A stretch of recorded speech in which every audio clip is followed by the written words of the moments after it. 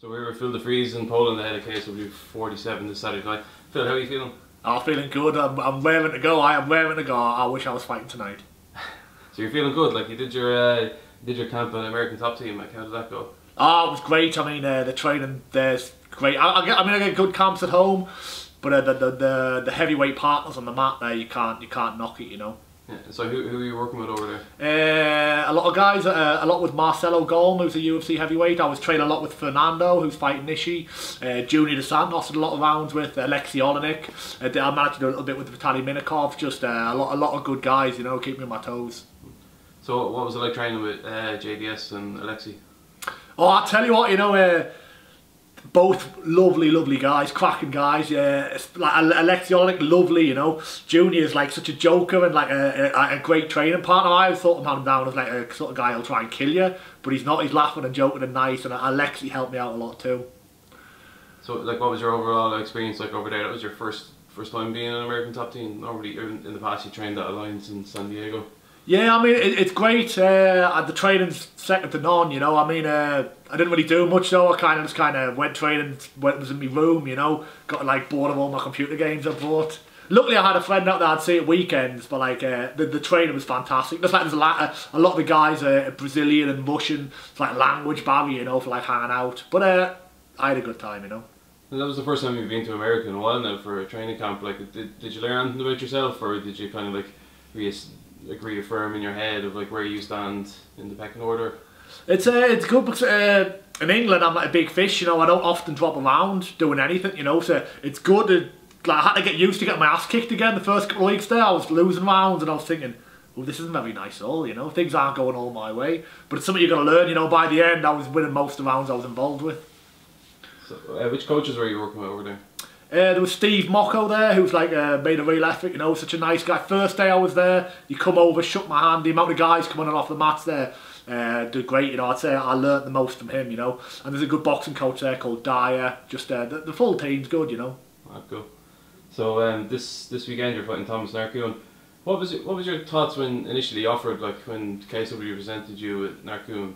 Because he obviously is the KSW light heavyweight champion. Yeah, I mean, I enjoy the fight, but the second you get offered a fight, you get all nervous. You're like, oh shit, checking him out. Oh god. Then I ran the tapes back, and he's a good fighter, you know. But sat down with a game plan, and I think it's going to be a good fight for me, you know. But were you surprised at all when you got offered the light heavyweight champion? And I honestly didn't know who they were gonna. I thought they were gonna bring somebody in. When I heard news of them signing Ishii, I thought it's got to be Ishii. There was a few of the names battling about, but I thought they were gonna have to bring somebody in. I had no idea it would be him, and it was a surprise, you know, but a pleasant surprise. So is there anything you're worried about in this fight? Obviously he's a bit smaller, but he could be a bit faster. Like, what does he possess that could possibly worry you or trouble you? The main danger in this fight is his off his back guard game. It's very difficult to train, folks. Nobody does it, but nobody does it because it fucking doesn't work. Gets him knackered. If he doesn't get us with something in the first round, he's gonna really regret falling to his back so easily. What he does, he wants to be in guard. Like, his wrestling's poor, you know, and I think that's why I'm gonna win. But it's something to watch out for. It is. So like, you're on a 4-fight win streak, performing very well, probably the best you've ever done. Like where do you rank yourself in the world? Like, obviously you're #1 in the UK, possibly. Where do you rank yourself in Europe and then the world? Like, oh, it's hard to disclose. Like, when you look at the European rankings, like, there's people who aren't even European in there, you know. It's a funny one, but I think I'm definitely one of the top guys in Europe, and I think I can have my day with anyone, you know. I'll be, like I said, about a top team. I was doing great rounds with the best in the world, and I honestly think I can have my day with anybody. And like, how do you think you do in the UFC now? Because you obviously had that run in the UFC, and it didn't go your way. There was some issues. Oh, I definitely I could have a run at that title, you know. I could definitely go in there and do a shit ton better than I did last time.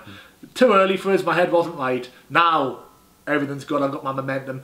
I've got enough money to go away and train and develop myself. I'm a lot happier as a person. That's translated into my game, you know. Like, do you keep an eye on the UFC now? I don't watch a lot of fights, you know, but the big fights I do enjoy. You know, I watched Till Masterville. I watched Junior's fight. I mainly just watch people I know, you know, but it's all happening up there, you know. But do you keep an eye on the heavyweights in the UFC at all? See who's there and. A little bit. I don't really watch a lot. I watch title fights and ones where I've trained with the people before, like Junior and stuff. But I mean, I like what's missing from the division is good grapplers like myself. I can put anyone on the back and I can submit anybody, and can they stop me getting them down? You know, that's the question. Yeah, so it's like, would someone like, if you watch like a Daniel Cormier fight, like obviously he's the heavyweight champ, like do you watch that and think like, oh, I could probably... Do you know, I honestly believe I could put Cormier on his back. I know I could. I'm a power wrestler. I mean, Anthony Johnson put him on his back years ago, you know, wrestling. A power wrestler can take him down, but Cormier's a much more bloody qualified chain wrestler than me.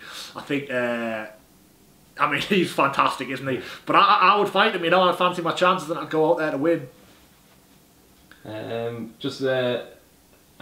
Moving on to Ishii there, you mentioned him earlier, like he's obviously fighting this weekend too. He used to have fought in the past, so like, would that fight interest you in the future? Yeah, like I said in the interview before, Ishii's like one of the nicest human beings you could ever meet. Just a lovely, lovely man. Like after our fight, he took us out for a meal, like an expensive meal. Like didn't let us put my hand in my pocket. Just a great guy. He messaged me happy birthday every single year and good luck for my fights, you know. But it's a fight I would like to run back. Things weren't right the first time. It was his home show. He had certain advantages. I wasn't particularly right going into the fight. There was like contract changes last minute and stuff. But none of that's Ishii's fault. He fought the guy in front of him and he beat us, you know. But it's something I would like to run back. And it's business, you know. I like the guy. But if you offer me money to punch him, I'll punch him as much as I can, you know. Yeah, it sounds like you got very friendly with him there. Like, would that like affect the fight at all? No, not at all. I punch my friends every day, you know. I've went so hard in the gym. Back when I was younger, we used to go so hard. Like, I've really fucked each other up a little bit. I've got nowhere. I'll fight anybody. Also, just moving on to the last thing there, you're here for a week in Poland. I heard a rumour that you brought a TV and a PlayStation 4 with you in your luggage all the way from England. Yeah, schoolboy area, you know, if you want to take your PlayStation, these hotel TVs don't have HDMI cables, you know, they screw you over. So if you want to bring PlayStation, you've got to bring your own telly. And you'll be entertained all week. Alright, cheers, Phil. All the best. Thank you.